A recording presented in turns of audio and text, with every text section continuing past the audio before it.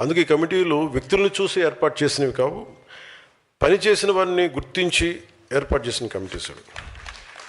ఈరోజు మనం అధికారంలో ఉన్నామంటే మనకున్న 21 మంది ఎమ్మెల్యేలు, 2 ఎమ్మెల్సీలు, 3 ఎంపీలు, 3 మంత్రులు, దాదాపు 3500 పైగా నామినేటెడ్ పదవులు ఉన్నవాళ్ళు, దాదాపు 3000 మంది స్థానిక సంస్థలో వార్డు మెంబర్ నుండి జడ్పీటీసీ స్థాయిలో ఉన్నారంటే దానికి కారణం వ్యక్తిగత గుర్తింపు కోసం కాకుండా పార్టీ సిద్ధాంతం కోసం నిలబడిన జన సైనికులు, సాధక త్యాగం.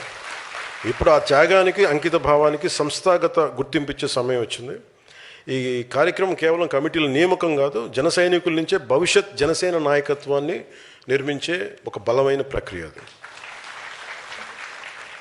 సో నేను మొదలుపెట్టినప్పుడు ఇల్లు దూరం, చీకటి, గాఢాంధకారం అని చెప్పాను.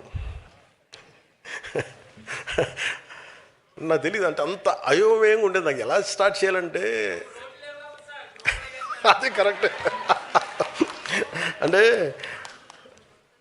సో మీకు కొన్ని నేను పంచుకుంటాను మీతోటి. ఓకే, మేజర్ చెప్పగలిగింది ఇదే, మిగతా అని చెప్తాను. నేను ఇంకోటి ఏం చేద్దాం అనుకున్నానంటే, నాకు ఒకటి చెప్పి కీలకమైంది. ఈ రోజున 18,000 మంది సాధక్స్ ఉన్నారు.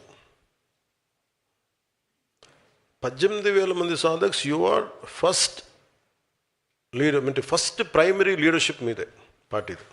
You are leaders. అంటే మొదటి లైన్ అండ్ లెంత్లో నిలబడే నాయకత్వం మీదే. అండ్ దట్స్ వై యువర్ సాధక్స్. అంటే మీరు 18,000 మంది తలుచుకుంటే జనసేన నిర్మాణం ఎలా ఉంటుందో మీరు ఊహించుకోగలరా? నాకు ప్రాణాలు వద్దు, పని చేయండి చాలు. మళ్ళీ నాకు ఆ బరువు నాకెందుకు, ఇంట్లో అంత తిడతారు నన్ను. నాకు ప్రాణాలు వద్దు, పని చేయండి చాలు. అంటే మనం ప్రాణాలు ఇచ్చేంత గొప్ప విలన్స్ కూడా అక్కడ లేరబ్బా. అక్కడ అంత గొప్ప వ్యక్తులు ఉంటే ఇప్పుడు సమాజం వేరుగా ఉండేది కదా. అంటే ఇది సో కొన్ని చెప్పి మనం 18,000 మంది ఉన్నారు కదా.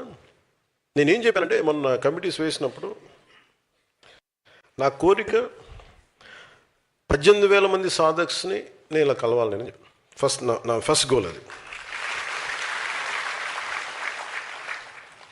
అలాగే మనం ప్రతి ఒక్కళ్ళకి, అంటే ప్రతి ఊర్లో, ప్రతి పార్లమెంట్లో, ఇక్కడ వేదిక పైన ఉన్న నాయకులకి సపోజ్ ఒక బాధ్యత అప్ప చెప్తే వాళ్ళు కనీసం ఒక 2,000 మంది తెలిసి ఉండాలి. రేపు పొద్దున ఎవరైనా, ఉదాహరణకి మన బొమ్మిడి నాయకుని కానీ పంపించింది నెల్లూరు, పంపిస్తున్నప్పుడు ఆయనకి దాదాపు ఒక 2,000 మంది తెలియాలి. ఇది అయిపోయే లోపు, కంప్లీట్ ఎక్సర్సైజ్ అయిపోయే లోపు.